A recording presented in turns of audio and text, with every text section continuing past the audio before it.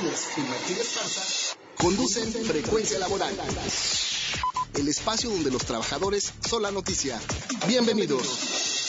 Muy buenos días, yo soy Lourdes Martínez. Hoy es sábado, 1 de marzo del 2014. Saludo a nuestro auditorio en el interior del país y en la Ciudad de México, y a quienes nos contactan en el extranjero a través de nuestro portal www.frecuencialaboral.com. Hola Martín, buenos días, ¿cómo estás? Hola Lulú, amigos del auditorio, muy buenos días. Enviamos un saludo a toda la clase trabajadora del país, a nuestros compañeros jubilados, miembros del Sindicato Mexicano de Electricistas, a nuestros compañeros en la Resistencia. Aprovecho para enviar un saludo a todos los jubilados, pensionados y adultos mayores que están integrados en la Confederación. Tuvimos oportunidad de platicar con ellos en la semana e iniciamos con Frecuencia Laboral, el espacio en donde los trabajadores son la noticia.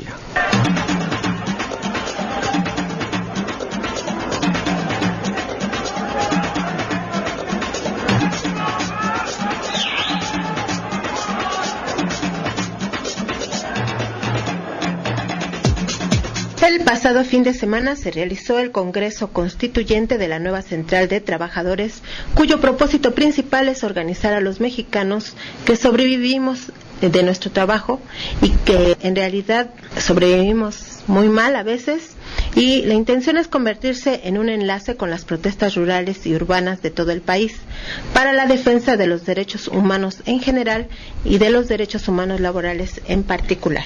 A las 13:01 del sábado 22 de febrero del 2014 se declararon formalmente instalados los trabajos para constituir la nueva Central de Trabajadores Mexicanos, que aglutina a más de 90 organizaciones sindicales del centro, norte y sur de México. Correspondió al secretario general del Sindicato Independiente de Trabajadores de la Universidad Autónoma Metropolitana, Antonio Venadero, hacer la declaración inaugural, en el que argumentó que en todo el país hay protestas de inconformidad.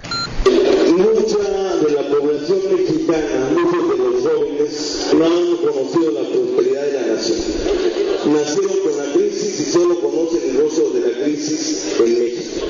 Con Salinas y con Cedillo vino un proceso de subasta nacional. Se vendió todo lo que se podía vender: bancos, carreteras, puertos, aeropuertos, ferrocarriles.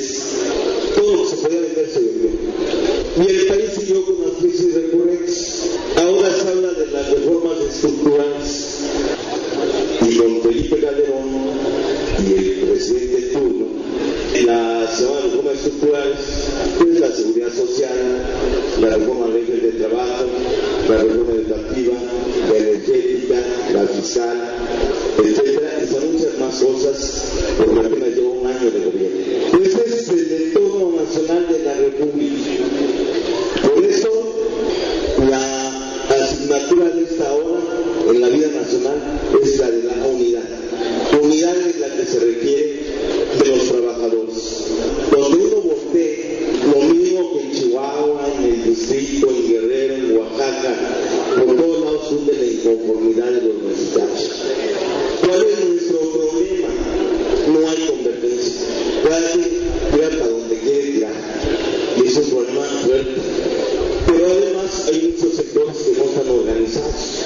Entonces, por eso, seguramente habremos de aprobar en este Congreso una propuesta de acción que nos permita irnos a organizar en toda la República donde podamos a los mexicanos. Martín, ¿hubo acuerdos y hubo un plan de acción? Sí, es importante señalar que llegaron más de 300 delegados nombrados por sus respectivas organizaciones sindicales de 20 estados del país, y hay sindicatos que son del apartado A y hay sindicatos del apartado B, y se aprobaron los documentos básicos: la declaración de principios, su programa, un plan de acción, una declaración que me parece relevante, porque en esta declaración, además de hacer un análisis de lo que está pasando en nuestro país, los problemas que tenemos los trabajadores con relación a la organización sindical, la libertad sindical, que en este país es casi imposible que los trabajadores se organicen en sindicatos, y menos con la reforma a la Ley Federal del Trabajo. También se De este análisis se desprende un plan de actividades que se vincula con otros referentes a nivel nacional. La primera jornada de movilización de la nueva Central de Trabajadores es en el marco del 18 de marzo, por la defensa del petróleo, de los energéticos, de la electricidad en nuestro país. Habrá actividades en toda la República Mexicana y habrá una gran movilización del Ángel de la Independencia hacia el Zócalo el 18 de marzo por la tarde, a las 4 de la tarde. Pero ahí se confluye con otros referentes. También se va a participar el 10 de abril en el tema del movimiento campesino. Se planea la movilización conjunta con otros referentes sobre el 1 de mayo. Nos fuimos también hasta el 27 de septiembre, que es la nacionalización de la industria eléctrica, y el 11 de octubre, que es un tema donde los electricistas nos queda muy claro el golpe de Estado al ESME, de aquel 11 de octubre del 2009 por Felipe Calderón para acabar con el Sindicato Mexicano de Electricistas. Y también se plantea la solidaridad con referentes que están luchando, como la Coordinadora Nacional de Trabajadores de la Educación, algunos otros movimientos como las huelgas que están dándose principalmente en Sonora. Hay una huelga que está allá en Sonora, los compañeros de Zacatecas también. Entonces hay una declaración importante. También se acordó para el funcionamiento una comisión ejecutiva que va a operar todos los acuerdos que se tomaron de este Congreso. Se plantea que para los próximos días o meses se lleve a cabo otro Congreso extraordinario para ratificar lo que son los estatutos de la organización. Se estableció entonces una forma provisional de funcionamiento. Se integra un Consejo Político Nacional donde todos los secretarios generales, independientemente del número de afiliados que tenga por organización, van a poder tener voz y voto en este Consejo Político Nacional que nos permita avanzar. Entonces son de los grandes acuerdos.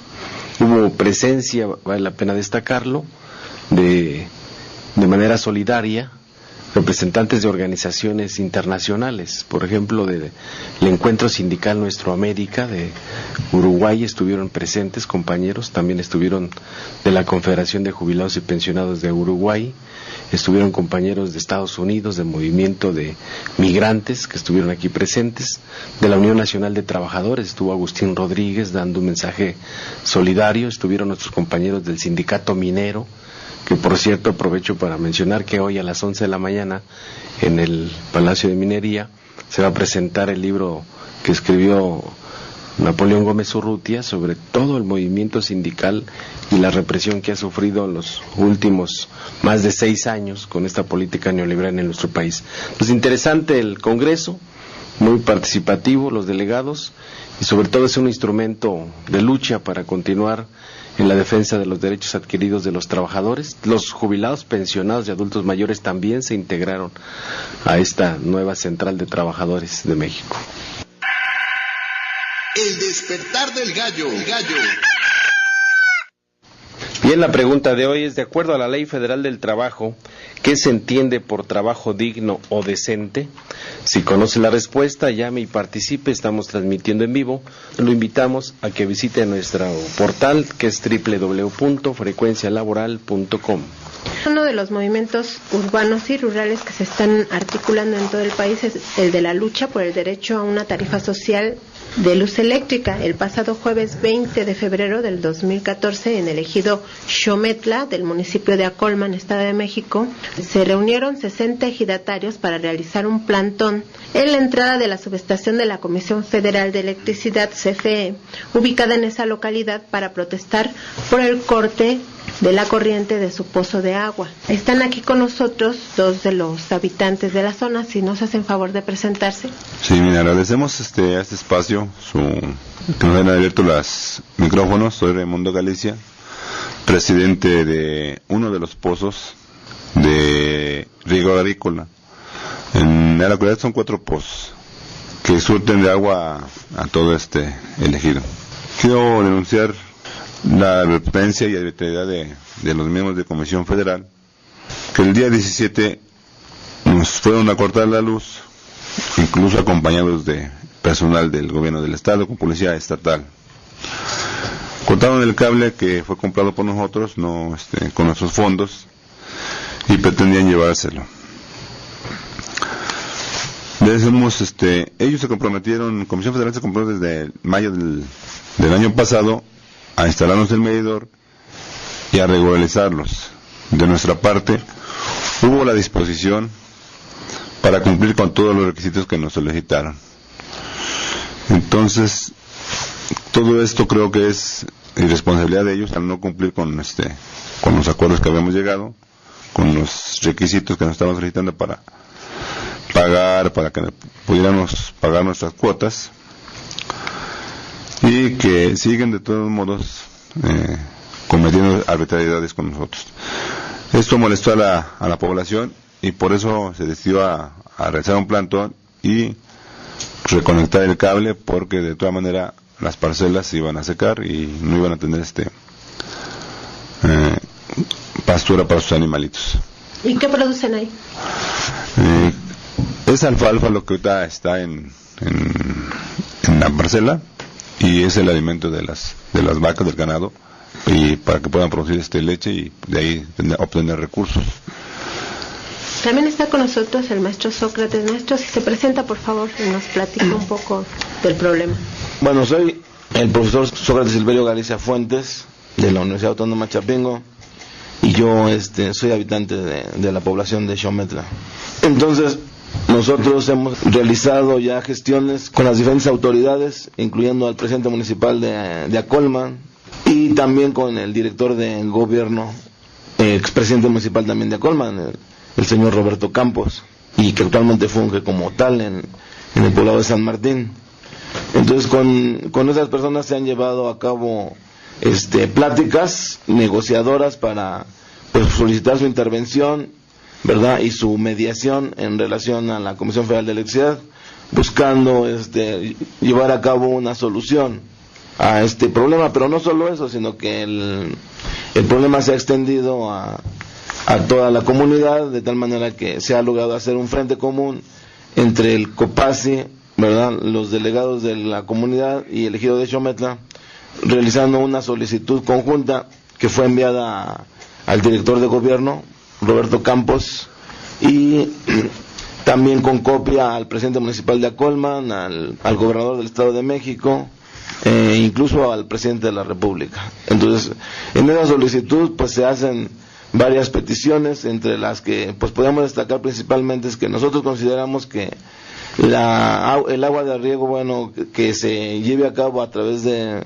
electricidad, debe de ser ahora sí exenta de pago, porque realmente la mayoría de los ejidos del país, nosotros tenemos más o menos unos 28,000, 30,000 ejidos, ¿no?, en el país, son en general tienen escasos recursos, y actualmente nosotros sabemos que en el municipio de Acolman en particular, la mayoría de las unidades de riego de los ejidos tienen deudas con la Comisión Federal de Electricidad, deudas que en muchos casos ya se han vuelto casi impagables. Pero no solo en Acolman, también sabemos que en Texcoco hay muchos ejidos que tienen deudas de millones de pesos y que se consideran impagables. Entonces, en algunos lugares se han hecho negociaciones ya con la comisión y se han llegado a acuerdos en donde se condonó una parte de la deuda.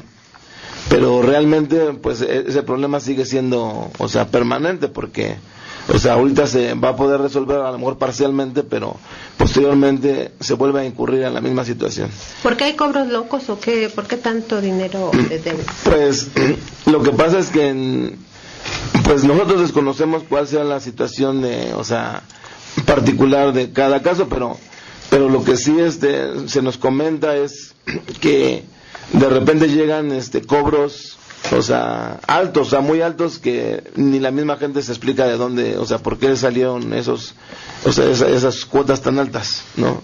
Y entonces eso motiva a esta situación, de tal manera que el día de hoy a las 10 de la mañana se está convocando a formar una asamblea de usuarios en el municipio de Texcoco, ¿verdad?, ahí en el kiosco, se ha invitado a toda la gente de la región y conformaron el comité de usuarios del Valle de México. Entonces, porque el problema es general, ojalá y fueran nada más de Xometla, serían que A lo mejor nosotros somos morosos, ¿no? Pero es un problema general. Ayer también hubo protestas en varios municipios del Estado de México en contra de Comisión Federal de Electricidad. Lo he dicho en las notas, pero el problema es muy grave porque además de que le están cambiando los medidores por medidores de prepago, ha tenido incrementos la electricidad desorbitantes. El año pasado tuvo un incremento de más del 8% y cada mes está aumentando.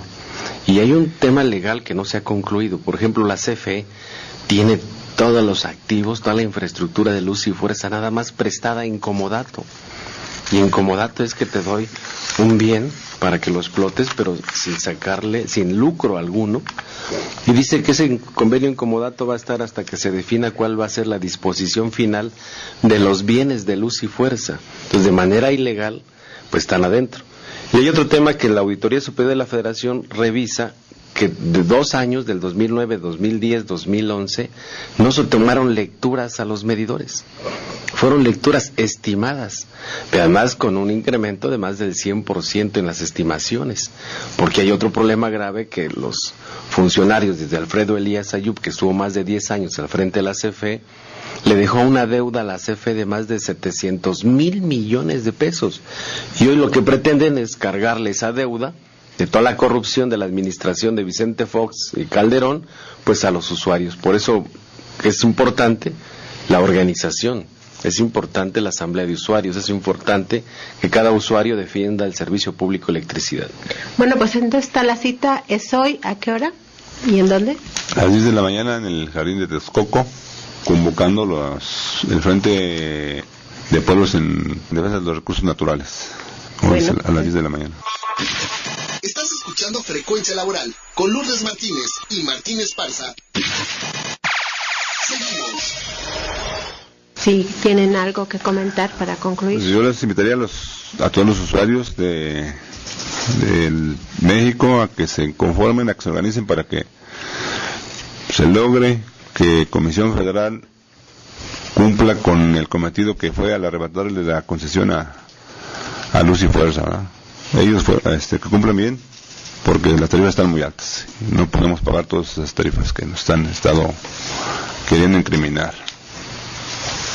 Maestro.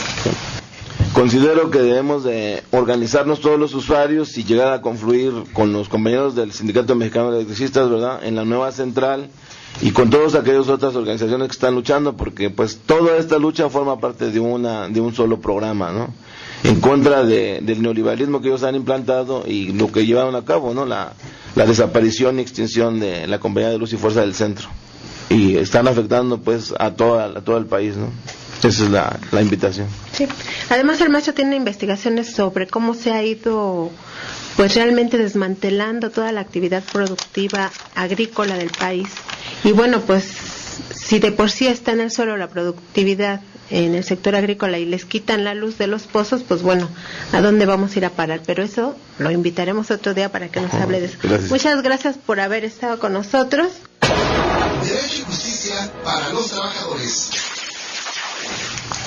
Licenciado Jesús Luna, buenos días. ¿Qué tal, Martín? Mucho gusto en saludarlos. Pues hay muchas llamadas del auditorio. Gabriel Sepúlveda dice: su esposa trabajó 2 años y medio en el Congreso del Estado de Chihuahua y hace unos días, el 9 de febrero del 2014, le llamaron para despedirla supuestamente porque hubo recorte de personal y a ella le tocó. Sin embargo, el Congreso de Chihuahua tiene el mismo presupuesto que el año pasado, por lo que es falso que no tengan dinero.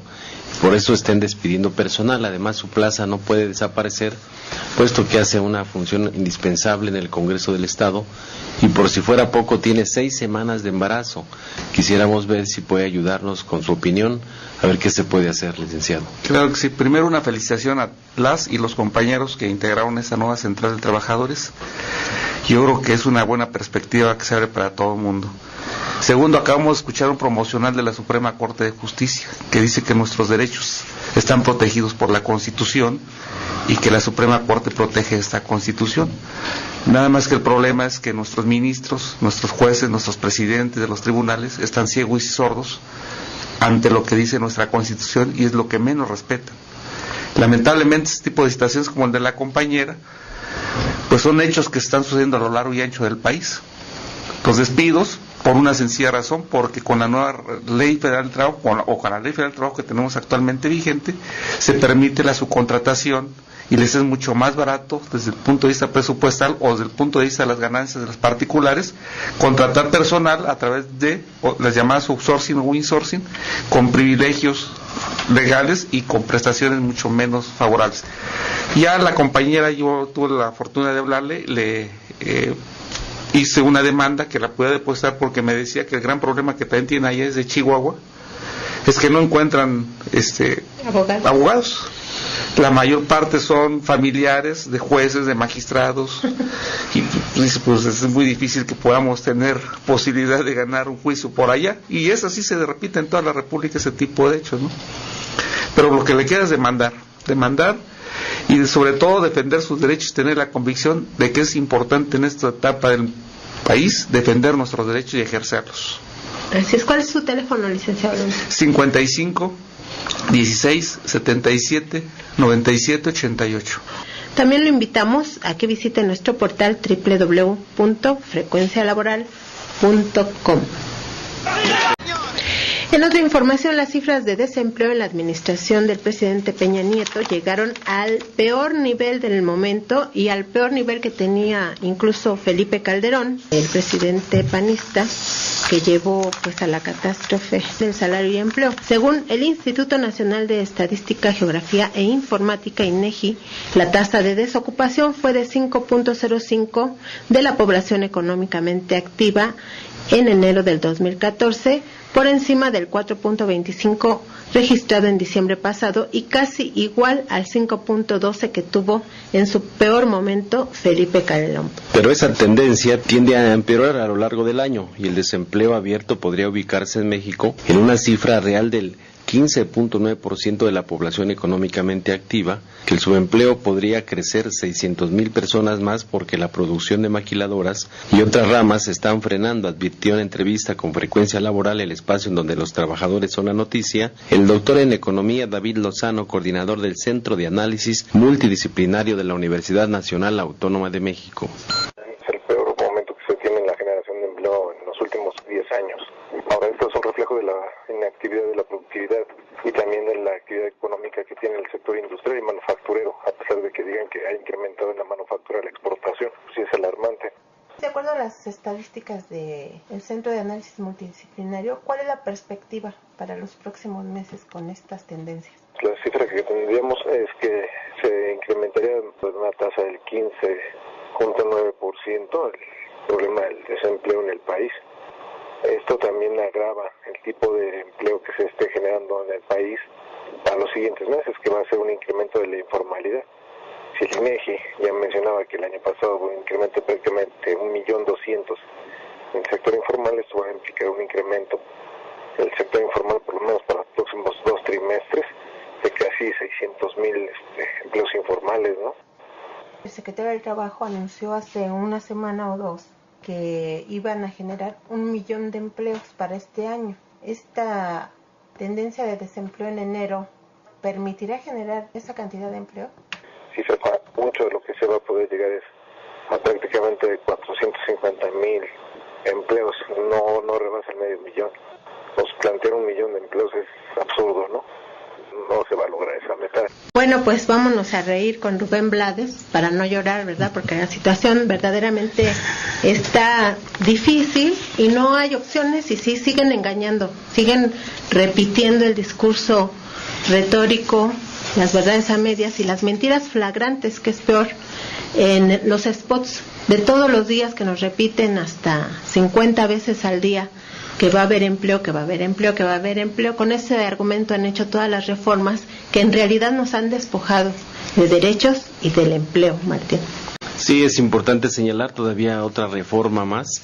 En el Senado de la República pusieron más candados a la consulta popular para hacer prácticamente imposible de por sí la ley de consulta popular que aprobaron en la Cámara de Diputados el martes 10 de diciembre del 2013 estaba coja, manca y tuerta porque los diputados habían establecido que a la ciudadanía se le involucrara en temas de trascendencia nacional, siempre y cuando así lo aprobaran las 2/3 partes de los diputados federales y de senadores de la República.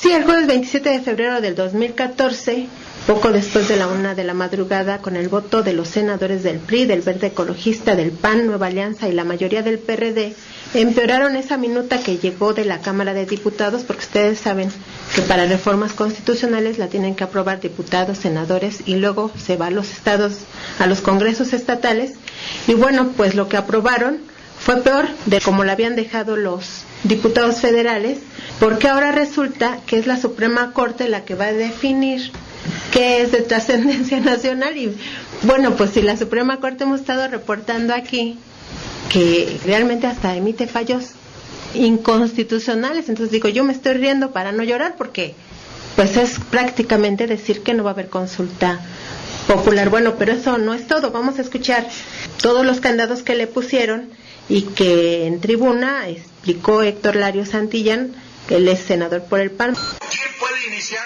una consulta popular? El presidente de la República, 1/3 de alguna de las cámaras o el 2% de los ciudadanos del listado nominal. ¿Qué se requiere para que pueda ser vinculatorio el resultado de una consulta? Que en la elección vote al menos el 40% del listado nominal y vote mayoritariamente a favor de la posición de la consulta. Para que pueda votar el 40%, se estableció que la consulta coincidirá con el día de la jornada electoral federal. Es decir, una vez cada 3 años podrá haber consultas populares. De otra manera, no podría participar el 40% del listado. Finalmente, el artículo 35 constitucional dice que para cada una de las consultas, sean iniciadas por el presidente, por 1/3 de la Cámara o por ciudadanos, la constitucionalidad del tema de la consulta le compete definirlo a la Suprema Corte de Justicia.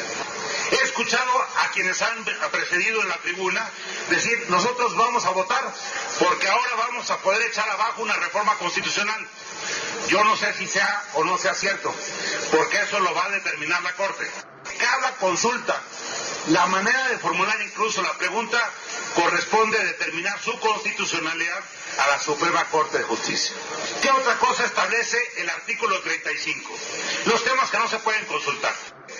No se puede poner a consulta los temas, los principios del artículo 40 constitucional, que son que este país se constituye como una república representativa, nosotros somos un poder representativo, democrática, laica y federal. Esos temas no pueden ser materia de consulta. Pues entonces, si eso lo va a determinar la Corte, pues realmente pues va a quedar remota la posibilidad. Pero eso no es todo. Vamos a ver que la mayoría del PRD votó a favor, entre ellos su coordinador Miguel Barbosa, Alejandra Barrales y Armando Ríos Peter. Casi todos ellos, no porque hayan votado por ellos, sino por el arrastre que ya traía su candidato presidencial. O sea, gente que no gana realmente elecciones y está decidiendo por el país, ¿no? Bueno, pues ellos están ahí, votaron. Hubo 10 senadores perredistas y del Partido del Trabajo que se mantuvieron en la oposición. Ellos fueron Lorena Cuellar, Manuel Bartlett, Ana Gabriela Guevara, Alejandro Encinas, Manuel Camacho Solís, Mario Delgado, Raúl Morón, Fernando Mayans y Rabindranath Salazar y también Dolores Padierna.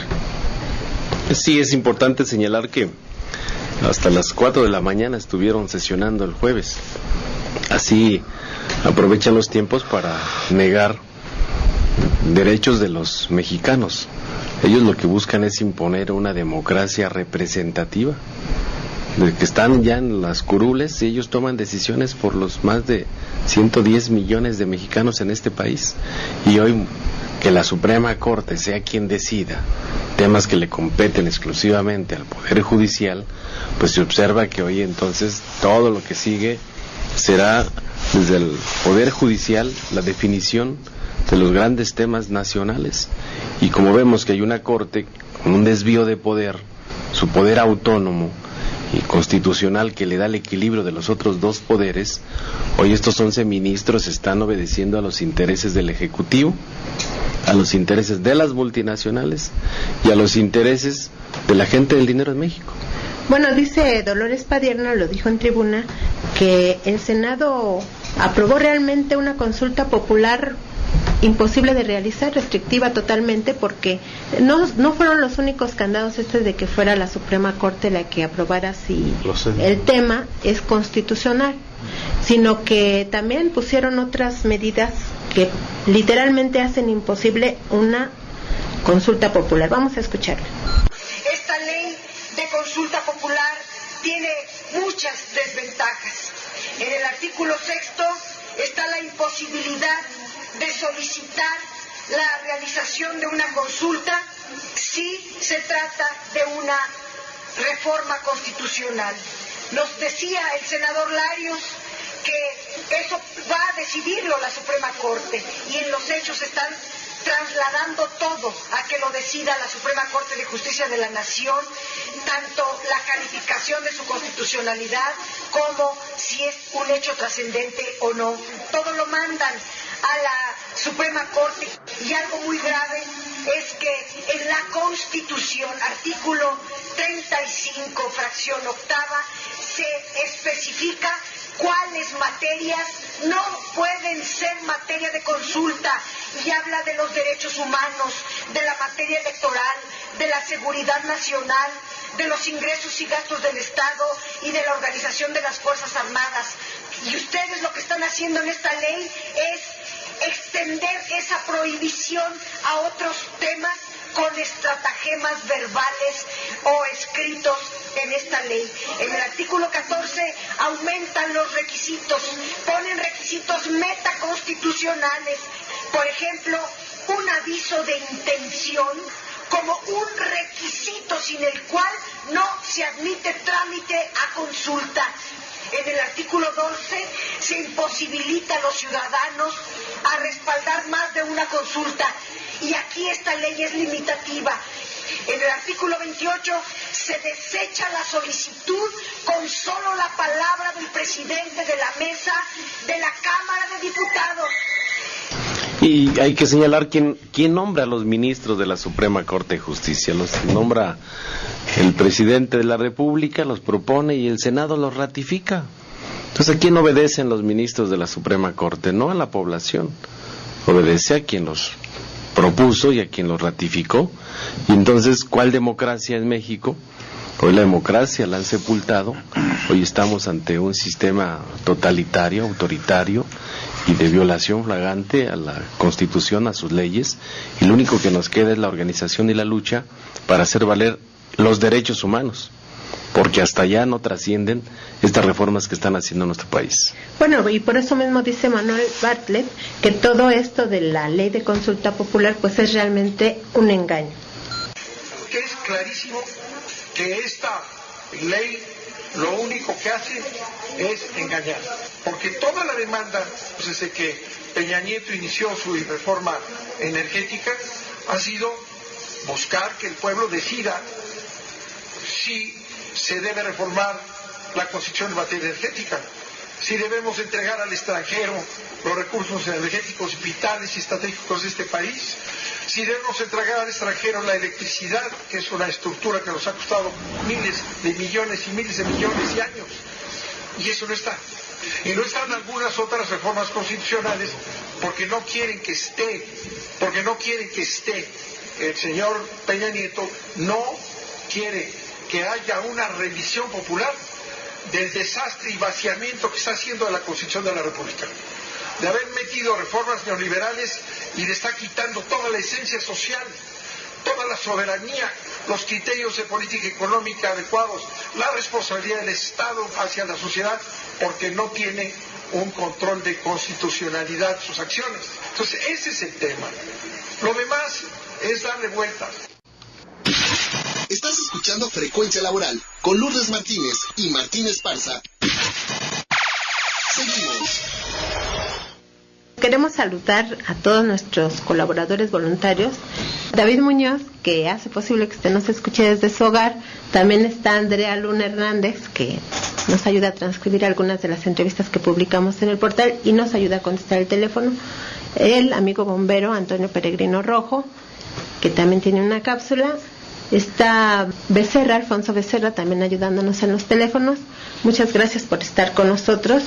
Y tenemos llamada, Suciel Castro de Chimalhuacán, dice que en Chimalhuacán llegan los de la Comisión Federal acompañados con los de Obras Públicas y policías municipales. Los de Obras Públicas pasan cobrando adeudos a un señor que tiene una casa de 2 pisos, le cobran 2 veces el derecho de poste. Popeye envía saludos y anuncia que hoy hay otro gasolinazo, efectivamente.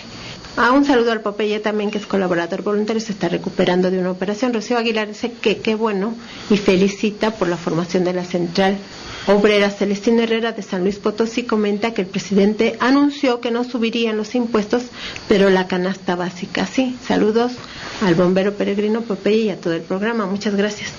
Tenemos también una invitación de Javier Esteban Chavarría. Él es ingeniero del Politécnico, es una persona de la tercera edad y está invitando a que le llamen para que asistan a su taller gratuito de calentadores solares. Da un teléfono, el 58-42-0271, allá en Tláhuac, en la calle Nicolás Bravo, número 5. Víctor Manuel García Salinas dice, qué bueno que detuvieron al Chapo Guzmán, pero fue pactado. Hablan de que Estados Unidos es autosuficiente en cuestiones de petróleo, pero no es así. Dice, lo que no dicen es que desaparecieron la isla Bermeja, que es el límite entre México y Estados Unidos, para que así se quedaran con todo el petróleo. María Elena Méndez es esposa de un trabajador en Resistencia. La Secretaría de Gobernación anunció que próximamente se va a resolver el conflicto. Sí, efectivamente, el jueves, en una movilización de cientos de trabajadores electricistas en Resistencia, acudimos a la Secretaría de Gobernación, reanudamos la mesa de negociaciones. La próxima semana habrá respuesta al tema de las jubilaciones y además ya se empezó a discutir el tema de la reinserción laboral. Como lo dijeron en su boletín de prensa la Secretaría de Gobernación, se van a presentar una serie de propuestas en la mesa para que el sindicato discuta sobre las posibilidades de regreso al trabajo, pero para eso se requiere que toda nuestra resistencia con los familiares y amigos podamos participar en una serie de actividades. Una será el lunes a las 11 de la mañana en el Sistema de Administración y Enajenación de Bienes, que nos va a hablar Carlos Magariño, y la otra será el martes. Vamos a acudir al Senado de la República a entregar una propuesta de reinserción laboral. Es una propuesta que le entregamos ya al presidente de la República el 30 de enero. Se entregó en Los Pinos para regresar al trabajo a todos los que no hemos aceptado la liquidación. Ernesto Brambila, de la Gustavo Amadero, saluda a todos los que estamos en el programa. Y bueno, ya anunciabas que está aquí con nosotros Carlos Magariño. Preséntate, por favor, Carlos. Buenos días, Lulú, compañero Martín. Buenos días, compañeros todos. Y de aquí mandamos un saludo afectuoso y fraterno a nuestros compañeros en la Resistencia, 16.599 que están en la lucha heroica y gallarda del Sindicato Mexicano de Electricistas y, desde luego, al grupo de jubilados del Sindicato Mexicano de Electricistas. Estamos aquí para promover y informar a nuestros compañeros jubilados que a partir del lunes 3 de marzo y hasta el 28 de marzo está en construcción, en integración, el evento de la supervivencia, que es un evento que al comprobar supervivencia nos garantiza a los jubilados la continuidad del pago de nuestras cuotas de jubilación cada 14 días y los pagos cuatrimestrales que tenemos en nuestros derechos adquiridos. Este espacio de la supervivencia podrá basarse indistintamente en dos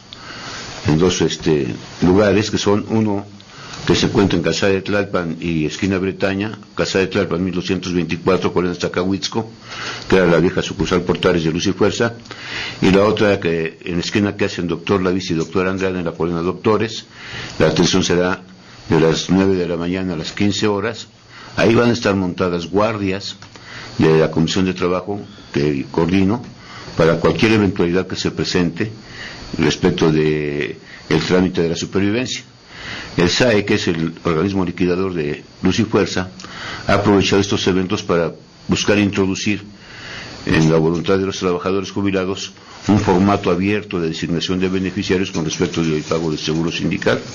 Es un formato abierto que no garantiza, no tiene ninguna seguridad, no hay ninguna secrecía, y desde luego yo convoco a los compañeros jubilados para que no firmen ningún formato de designación de beneficiarios. Hay que conservar nuestros formatos sellados y lacrados, y desde luego estamos en esta intención. El compañero secretario general Martín Esparza está platicando con el SAE para efecto de que se haga un formato único en donde podamos hacer una campaña de modificación a quien lo desee de esas cartas de signatarios que tienen el valor, a las actuales que tenemos, de un testamento hológrafo, es decir, a voluntad y expresamente con el puño y letra, ¿no?, de nosotros. Y por otro lado, bien lo decía el compañero Martín, el lunes próximo también, el 3 de marzo, vamos a hacer un plantón meeting afuera de las oficinas centrales del SAE, que se ubican en Insurgentes Norte 1931, para demandar algunas cosas, como por ejemplo, sacaron un formato unilateralmente del SAE para el adelanto del 25% que tenemos en el contrato colectivo, que es un derecho adquirido, y lo están haciendo de manera unilateral y no tiene sustento jurídico. Entonces vamos a ir a decirles que, bueno, ¿de qué se trata? Quieren negar la personalidad del sindicato como personalidad jurídica y además embaucar a los jubilados para que aceptemos ese formato.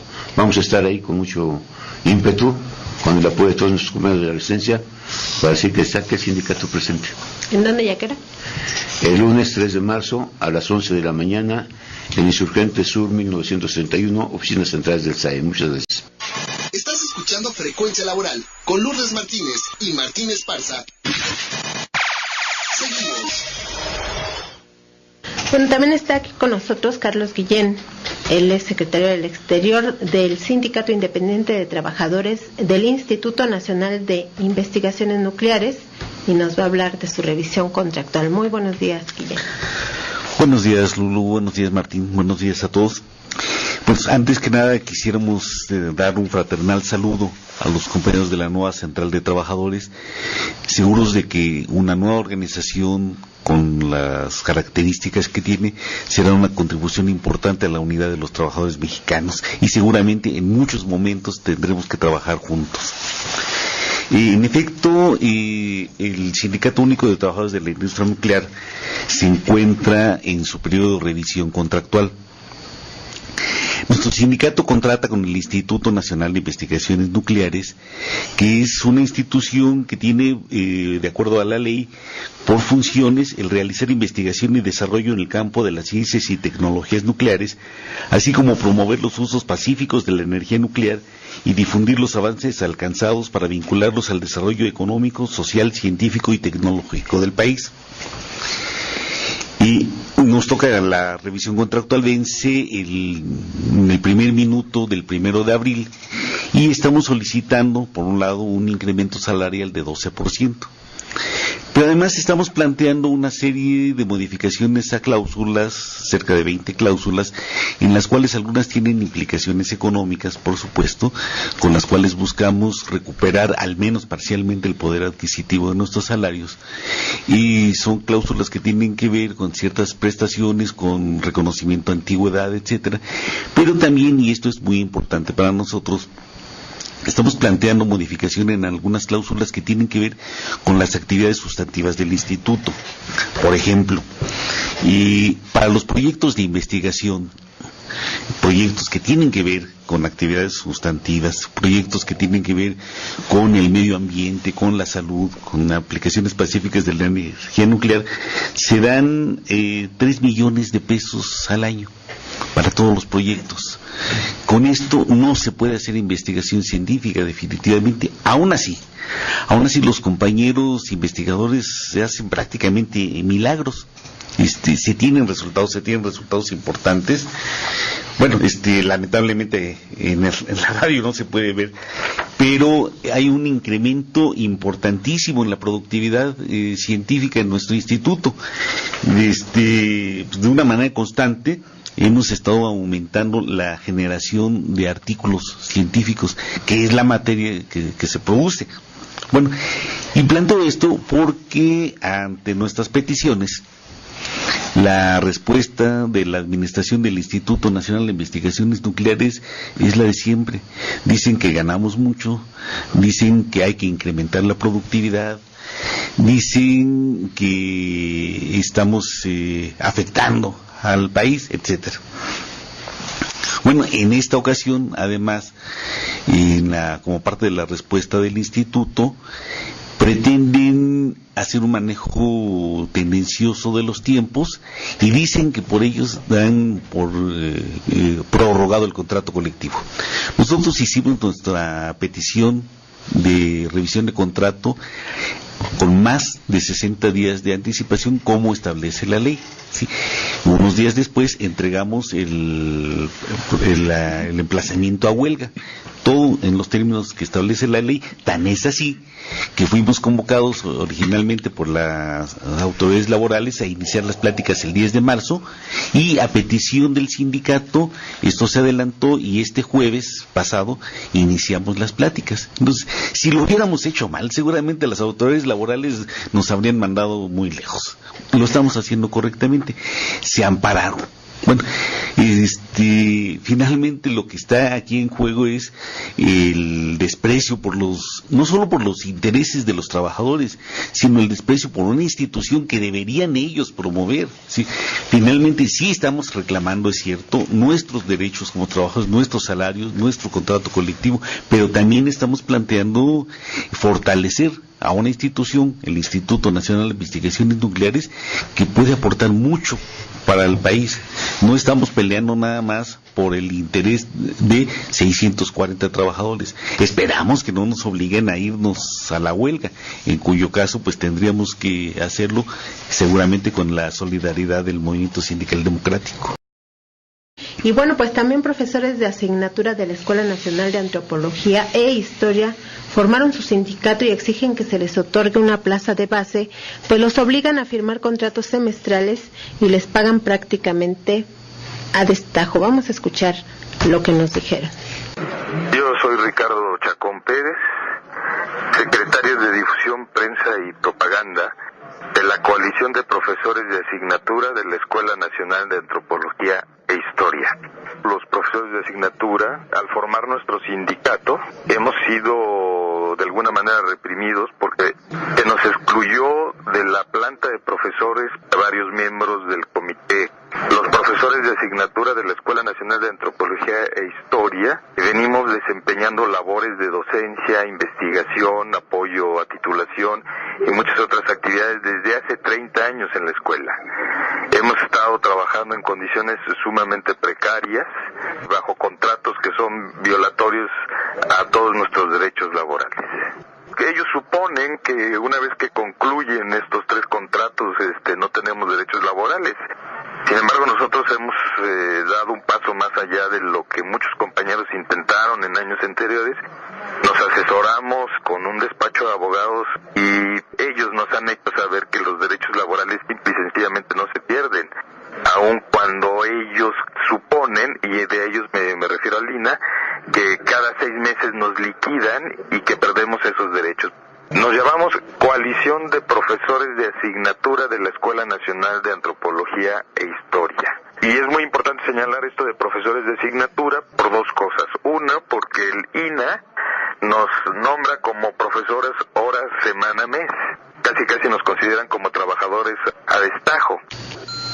Bueno, también los de la UNAM están en la misma situación, o sea, toda la investigación y la academia en México está por los suelos, pero ahorita vamos a ver cómo están los diputados repartiéndose por miles de millones de pesos, Guillén.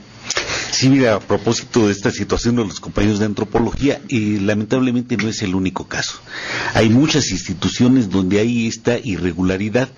Es por esto que los sindicatos agrupados en la Coordinadora Nacional de Sindicatos Universitarios de Educación Superior, Investigación y Cultura, estamos organizando con estos compañeros, con varios sectores de estos, un foro donde discutamos la problemática. Le hemos llamado el Foro de los Trabajadores sin Rostro Laboral. Estamos emitiendo la convocatoria. Se va a realizar el 29 de marzo en el Auditorio Rafael Galván de nuestras instalaciones en Viaducto Río Becerra 139. Creemos que es un problema importante que está afectando no solo los derechos de los trabajadores, sino de las instituciones de educación, de investigación y de cultura. Prevención laboral con el bombero peregrino. Hola, muy buenos días. Les habla su amigo el bombero peregrino. Hoy les platicaré del riesgo que representa el pasto seco en incendios. Los 3 primeros meses del año los bomberos andamos apagando incendios de pasto seco y forestales. Es la época en que toda la hierba y el pasto se secan y se convierten en combustible, que en algunas zonas es bastante considerable. Cuando se incendian, que en la mayoría de las veces es provocado, representan incendios que ponen en riesgo las viviendas que estén cerca. La recomendación es que si vives o tienes tu negocio o centro de trabajo junto a un llano o predio baldío en donde hay pasto seco, lo cortes y retires en un área de 5 metros aproximadamente alrededor de tu vivienda o centro de trabajo. A esto se le llama brecha cortafuego. En caso de que incendien el pasto, el fuego no llegará a tu vivienda y así se podrá salvar. Para mayor información, comuníquese con el cuerpo de bomberos más cercano o llame al 068 o escríbame al siguiente correo electrónico antonioperegrinorojo@yahoo.com.mx. Informó para Frecuencia Laboral su amigo el bombero peregrino. Bien, bueno, como sindicato, anunciarles a todos los trabajadores en resistencia y jubilados que las negociaciones con Gobernación se han reanudado, y lo decimos categóricamente porque hay una convocatoria que ha hecho un señor Jorge Sánchez, que se ostenta como secretario general del Sindicato Mexicano de Electricistas, y además diciéndoles que ya trae una negociación con Gobernación, cuando categóricamente el jueves Gobernación desmiente. Dicen, no hay tal, somos institucionales, estamos atendiendo al sindicato representado por su mesa directiva, que tenemos toma de nota, pero además lo están sorprendiendo porque le están pidiendo 1,500 pesos según para una serie de demandas. Entonces no se dejen sorprender, la única forma de resolver el conflicto es haciendo política con el Sindicato Mexicano de Electricistas. Bueno, pues en la Cámara de Diputados aprobaron la Ley Federal de Responsabilidad Administrativa de los Servidores Públicos, que autoriza, entre muchas otras cosas, la presentación de forma anónima quejas o denuncias encaminadas a advertir la probable responsabilidad del servidor público. Pero eso no resuelve el problema de fondo que ya advertíamos desde la semana pasada aquí en Frecuencia Laboral, que es que las autoridades no investigan, ¿verdad? Si ya las denuncias de la Auditoría Superior de la Federación están documentadas, investigadas y prácticamente comprobado el delito, no lo investigan, pues ahora sí que una denuncia anónima remotamente, creo yo, esa es mi opinión personal, pues la van a investigar. Pero lo paradójico es que pues los diputados están aprobando leyes anticorrupción y leyes para agarrarle las manos a los servidores públicos, pero la propia Cámara de Diputados recibió una recomendación de la Auditoría Superior de la Federación para que transparente la documentación contable sobre las asignaciones a los grupos parlamentarios, que son los partidos políticos ahí representados, y que promueva la rendición de cuentas de esos recursos, porque desde el 2006 se han detectado áreas de opacidad en el ejercicio de los recursos presupuestarios de la H Cámara de Diputados, particularmente en la partida de asignación a los grupos parlamentarios, que en el ejercicio 2012 para estas partidas de grupos parlamentarios se incrementó 117,839,000 pesos en relación con el presupuesto reportado en 2011 para gastos de asistencia y actividades legislativas de los diputados principalmente. Con ese incremento, la partida de asignaciones a los grupos parlamentarios de la Cámara de Diputados fue de 1,704,714,000 pesos. Es decir, si para investigación en energía nuclear son 3 millones, acá son 1,704,714,000 pesos. O sea, una cantidad estratosférica. Y, pues, ¿qué hacen con ese dinero? Pues eso es lo que tiene que dar cuentas. Le está pidiendo la auditoría qué hacen con ese dinero y a quién se lo repartieron. Pero comparado con el año 2000, que eran 299 millones los que recibían, pues esta cifra se ha multiplicado por 7. Entonces, le resulta ilógico a la Auditoría Superior y le está pidiendo cuentas. Esa es la información, ya tenemos que irnos. Está la respuesta del despertar del gallo, que la pregunta es de acuerdo a la Ley Federal del Trabajo. ¿Qué se entiende por trabajo decente o digno, Martín? Sí, de acuerdo al artículo 2 de la Ley Federal del Trabajo, se entiende por trabajo digno o decente aquel que en el se respete plenamente la dignidad humana del trabajador. Dice, no existe discriminación por origen étnico o nacional, género, edad, discapacidad, condición social, condiciones de salud, religión, condición migratoria, opiniones, preferencias sexuales o de estado civil. Se tiene acceso a la seguridad social y se percibe un salario remunerador. Se recibe capacitación continua para el incremento de la productividad con beneficios compartidos y se cuenta con condiciones óptimas de seguridad y higiene para prevenir riesgos de trabajo. El trabajo digno o decente también incluye el respeto irrestricto a los derechos colectivos de los trabajadores, tales como la libertad de asociación, autonomía, el derecho de huelga y de contratación colectiva. Es hora de irnos, muchas gracias, hasta la próxima. Frecuencia laboral. Escúchanos el próximo sábado de 7 a 8 de la mañana por el 760 de AM.